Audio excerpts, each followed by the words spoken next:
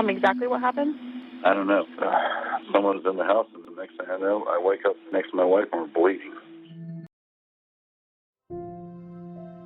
In the vast landscape of the digital world bloomed a tale of modern romance. It began with Michael Reuschel, a wanderer in the online realms who was guided by fate to the attention of Susan through the enchanting site of Match.com.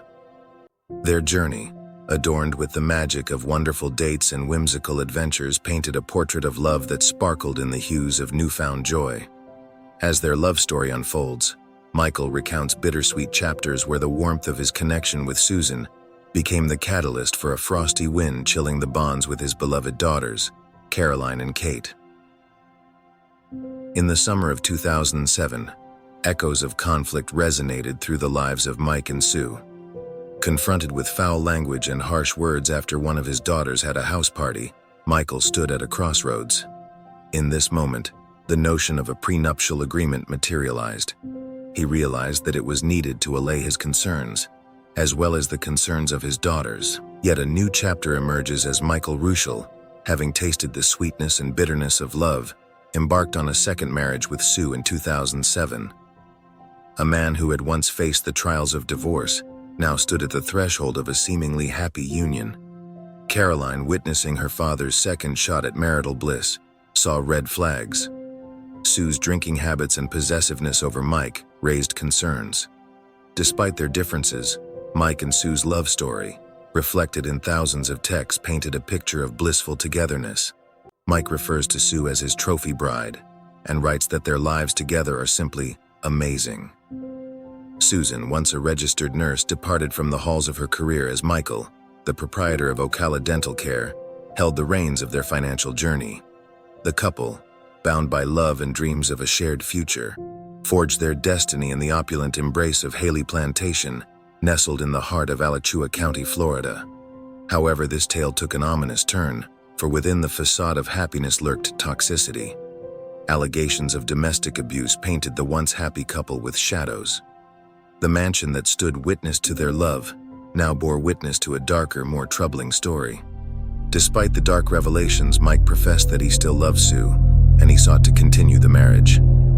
On the night of February 3, 2018, Mike, desperate for reconciliation, extended an invitation to Sue for a weekend rendezvous in Gainesville.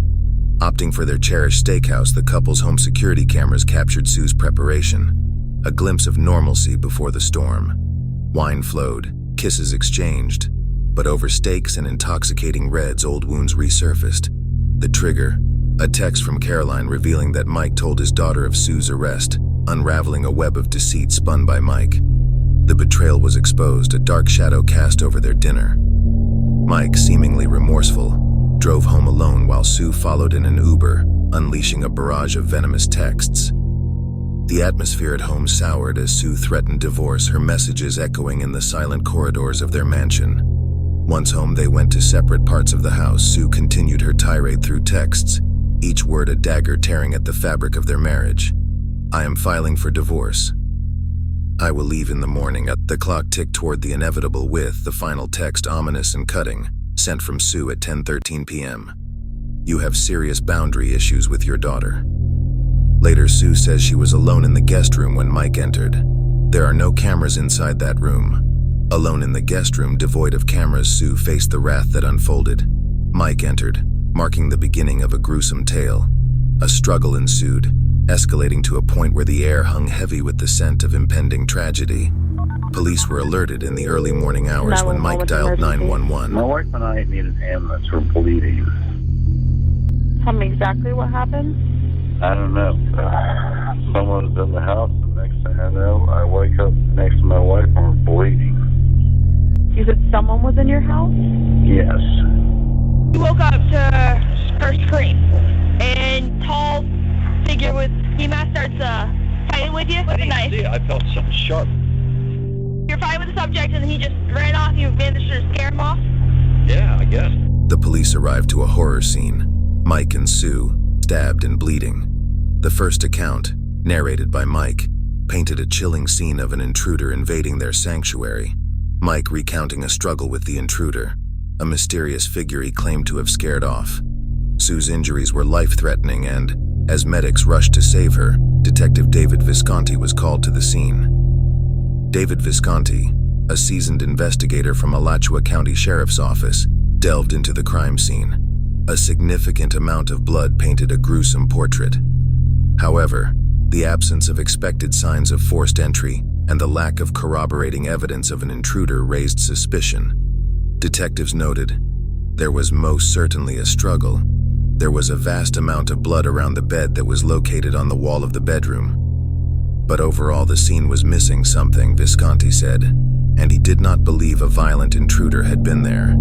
Compounding the suspicious circumstances, the Royschels' security cameras were void of the alleged intruder's escape. The pieces of the puzzle weren't aligning, and the truth remained elusive. Then after her life-saving surgery, upon emerging from the cocoon of anesthesia, Sue shattered the illusion. If Susan had died, the truth of what happened that night would die with her. When Susan Rochelle comes out of surgery, she tells investigators that there is no intruder, and that the person who inflicted all of the injuries that she is suffering from is Michael Rochelle. She asserted that the supposed intruder was a fabrication, a tale spun by Mike. The person she once trusted was now accused of being her would-be murderer. Mike Royschel was arrested for attempted murder. The plot thickens when prosecutors suggest that the motive behind this tragic drama is the age-old duo of power and desire. Sue allegedly dropped the D word that night, and Mike, not keen on parting with his fortune, tried to eliminate the problem with a deadly solution. Faced with the prospect that he would have to give her half of his fortune, he made a calculated and premeditated decision to kill. This case is about the power of money, says prosecutor David Byron, emphasizing the sinister dance of desire and control. It's about the power of desire for control. However, Mike's defense wove a counter-narrative. Sue, portrayed as an abusive wife, had reportedly clashed with Mike over his daughter Caroline, and the strains amplified with Caroline's opulent wedding. The dichotomy of accusations swirling around love, wealth, and betrayal set the stage for a perplexing unraveling of truth. As the prosecutor, David Byron, painted the marriage as reaching its lowest ebb, Sue took the stand, admitting to an altercation that ensued, painting a bleak picture. Sue threw a phone, charged around the room, and engaged in a violent confrontation with Mike. Interestingly, Sue was the one who called 911, expressing a sense of losing control. When the police arrived, she was asked to leave the premises. Subsequently, after 30 minutes had passed and Sue was still at the house, she was arrested, charged with domestic battery, and ordered to stay away from Mikey. Despite the arrest, counseling, and drop charges, the shadow of alleged abuse lingered. Mike, in his testimony, painted a harrowing picture of sustained torment, including punches, scratches, and even heavy objects hurled at him. The narrative climaxed with Caroline revealing her father's haunting images, scratches, bloodied faces, and scars that told a silent tale of suffering. The prosecution acknowledged Sue's involvement in causing some injuries. They argued that Sue's actions were in self-defense, asserting that she fought for her life after Mike attacked her. One such attack, revealed through text messages, revealed that Mike had held a pillow over Sue's face in an attempt to suffocate her. Mike's face was scratched as she fought to free herself. There are text messages where she accuses him of smothering her with a pillow, which in fact is the same instance that she ended up scratching him in the face. Sue, recounting the horror she experienced on February 3, 2018, spoke of the moment when reality blurred into a nightmare. He just hopped on top of me, and I felt like this pressure right here. And then all of a sudden I saw a knife. I said, "Oh my God, Mike, did you stab me?" And he said, "Yes." Neck right here. A knife, an instrument of terror, descended upon her, leaving scars etched in her flesh. Stomach, neck, wrist, the onslaught continued, a symphony of pain orchestrated by a man she thought she knew. In the shadows of a room drenched in blood, Sue's life hung precariously in the balance. Her pleas for help drowned in the silence of the night. Felt like he was mutilating me. My hand, it was like I couldn't feel anything, and I could see into my arm. The struggle left her mutilated, gasping for breath, with Mike callously declaring they would lie there until her demise. Yet as Sue teetered on the precipice of death, she proposed a desperate proposition to salvage their crumbling marriage. an agreement to forsake the impending divorce, and the blade, momentarily, lowered.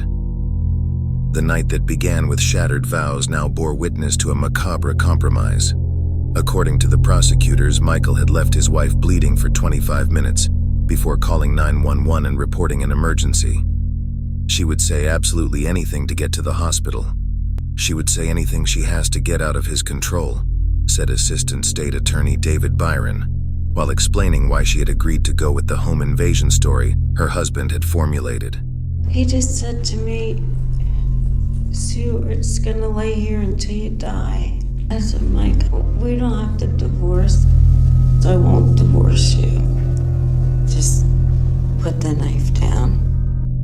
In the eerie aftermath of their gruesome struggle, Mike's narrative takes a surreal turn. Amidst the grotesque tableau, in Mike's recollection, they engaged in an astonishingly serene conversation, an intimate exchange. We talked about going to Germany on the Rhine and Moselle River cruise. Maybe we'll do Burgundy next. Greece, because we've never been to Greece and Carolina. Laying side by side, bleeding profusely, the couple engaged in a surreal conversation about future vacations, discussing plans to traverse Germany on the Rhine and Moselle River cruise, contemplating a possible journey to Burgundy. A paradoxical narrative of gruesome reality and mundane aspirations paints a perplexing picture, one that seems inconceivable given the circumstances. Yet Mike in the retelling omits a crucial detail. They would have been lying together, bleeding, weaving dreams on a bed soaked with blood and human waste, against the grim backdrop of a room steeped in blood and despair. Prosecutor David Byron questions the credibility of this idyllic conversation, suggesting that Mike, unable to face the truth, concocted a narrative that obscured the brutality of the moment. As the night unfolded, Mike, claiming to have momentarily left the bed, discovered the knife behind him only to witness Sue slicing her wrist with her left hand. In a bizarre twist, Mike recounts calming Sue, assuring her that he wouldn't send her to jail. Did you talk to her about why she had cut herself? Yeah, she said she doesn't want to go to jail. I said, Sue, I'm not going to send you to jail. Calm down. She goes, you promise, you promise? I said, yes. According to him, Sue, in a desperate bid to avoid legal consequences, proposed the idea of fabricating a story for the police. Reluctantly, Mike agreed, viewing it as the only means to shield her from the law. In this twisted narrative, Mike asserts that Sue masterminded the plan, compelling him to turn off security cameras and stage a break-in. A chilling realization looms. While the minutes ticked away, Sue's lifeblood continued to seep into the bed, with every beat of her heart etching her closer to her final breath. Mike's claims of being the victim, Sue's desperate bid for survival, and the surreal aftermath set the stage for a courtroom drama where truth itself would be a casualty. The question that hung ominously in the air: who was the true aggressor? Inside a secure box protected by a shroud of plastic rested the remnants of a harrowing confrontation. The protagonist of this twisted saga was none other than a knife, its blade bent from a violent dance with bone and blood. As the lead prosecutor, Sean Brewer, presented this chilling artifact, the room was filled with an air of anticipation.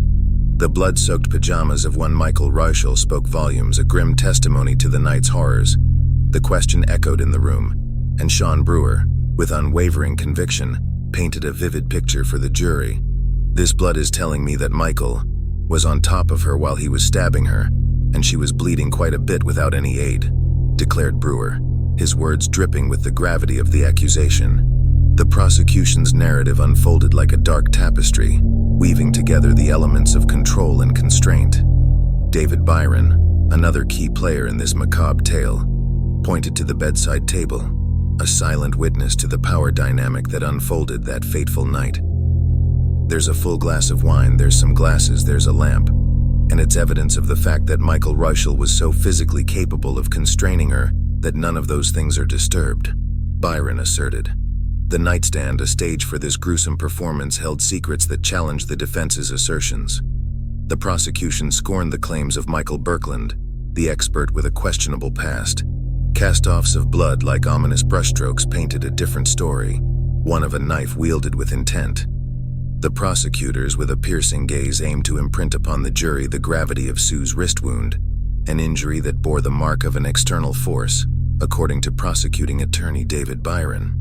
The one that was truly life-threatening was the cuts that the defendant made to her wrist, proclaimed Byron, his words hanging in the air like a dark omen. The courtroom hushed as Sean Brewer, another architect of this chilling narrative, emphasized the extent of the brutality. She was cut all the way down to the bone, Brewer declared, each word etching a vivid image of the violence that had unfolded. In contrast, the story of Mike's injuries unfolded with a macabre intricacy. Minor cuts adorned his fingers and stomach, a stark contrast to the deep wounds inflicted upon Sue. A sinister twist emerged as Sue herself painted a picture of self-infliction. The knife in my hand, and he stabbed himself in the arm. Sue Rauschel's voice resonated, weaving a complex tale of Mike's deception and manipulation. The room buzzed with the question, what about Mike's elaborate tale of an intruder orchestrating the horror? The prosecution, with a narrative precision, dismissed it as a desperate ploy to conceal his own actions. He turned off the cameras and did things to make the police believe that there had been a burglar, accused Sean Brewer, each accusation piercing through the defense's facade. Mike Rauschel, in a feeble attempt to shield Sue, admitted to spinning the web of lies about the intruder. The motive, the prosecution argued, was rooted in the darkest corners of human nature. Greed. The looming specter of divorce and the potential loss of millions became the driving force behind this alleged act of violence. You didn't tell this jury, and then after all you've been through, it didn't seem fair for Susan to take half your money? Yeah, that is true. It didn't seem fair. In the somber atmosphere of the courtroom, David Byron, the prosecutor, cut through the tension with a pointed question, his words lingering ominously. Hand comes out and Was there anything in her hand? yeah, a knife. As Mike Rauschel admitted to the unsettling truth, the prosecution sought to cast doubt on his professed desire for reconciliation.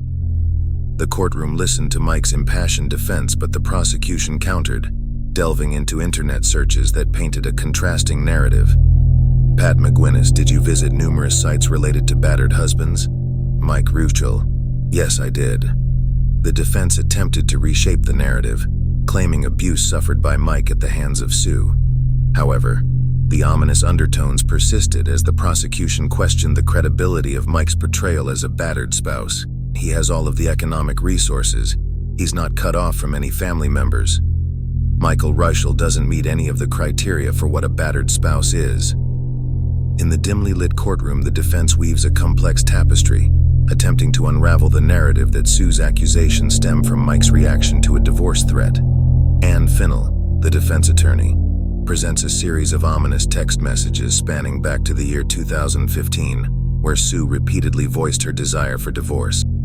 Defense attorney Ann Finnell asks Sue Rauschel, "You actually say for the 50th time, I want a divorce?" Sue Rauschel responds, "It's just an expression like saying for the, 100th time." Ann Finnell follows up asking, "But it is about 50 times, isn't it?" Sue Rauschel counters with, "I don't know, I didn't count." As the defense unfurls these messages, Finnell hints at a darker truth, suggesting Sue's destructive intentions hidden within her words. Ann Finnell asks, "Have you told him I hate you?" Sue Rauschel responds, "Yes." Ann Finnell asks, "Okay, you've said I will destroy you." Sue Rauschel responds, "Yes." Ann Finnell asks, "And on your anniversary in 2017, hate you. Happy 10th anniversary, I'm divorcing you, UDK. You said that?" Sue Rauschel responds, "Yes." In her closing argument, Finnell paints a stark picture, portraying Sue as the true aggressor, claiming that Mike was merely defending himself against her relentless hatred. Finnell tells the jury she hates everybody. She hates his daughters, she hates his former spouse. That's how hateful this woman was and is. However, the prosecution vehemently disputes this narrative, asserting that Mike harbored a sinister motive.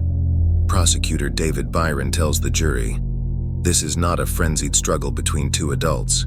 This is a bloodbath committed by one person who has imprisoned the other on that bed."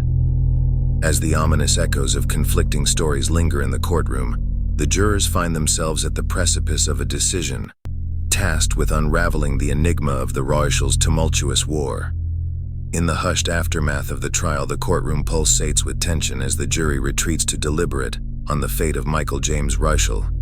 The air thickens with anticipation. 4 hours later, the jury had reached their decision. The jury, cloaked in deliberative secrecy, delivers their pronouncement. The judge, a stoic figure in the courtroom drama, calls for the revelation of the verdict, sealing Mike Reichel's destiny. The verdict? We have, Your Honor. Would you please pass it to my bailiff? We, the jury, unanimously find as follows to defendant Michael James Reichel in this case. As to count 1, the defendant is guilty of attempted first-degree murder. Defendant Michael James Reichel in this case. As to count 1, the defendant is guilty of attempted first-degree murder as charged.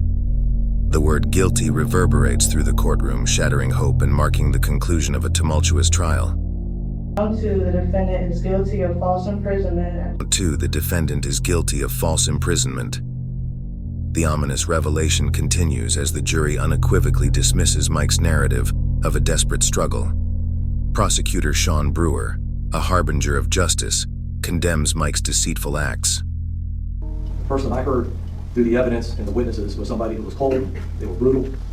On count 1, the attempted first-degree premeditated murder, I'm going to sentence you to 30 years imprisonment. Judge William Davis, the person I heard through the evidence and the witnesses was someone who was cold. They were brutal. On count 1, the attempted first-degree premeditated murder, I'm going to sentence you to 30 years imprisonment. The gavel falls. Judge Davis sentenced Michael Reichel to 30 years in prison for count 1, attempted first-degree murder, and 5 years apiece for the charges of false imprisonment, refusing medical care to a victim of a crime, tampering with evidence, and intimidating a witness victim. They will all be served concurrently with the first. He was also asked to pay an unconfirmed amount of restitution. Mike Reichel is currently living out his days in a small cell at the Gulf Correctional Institution in Wewahichka, Florida.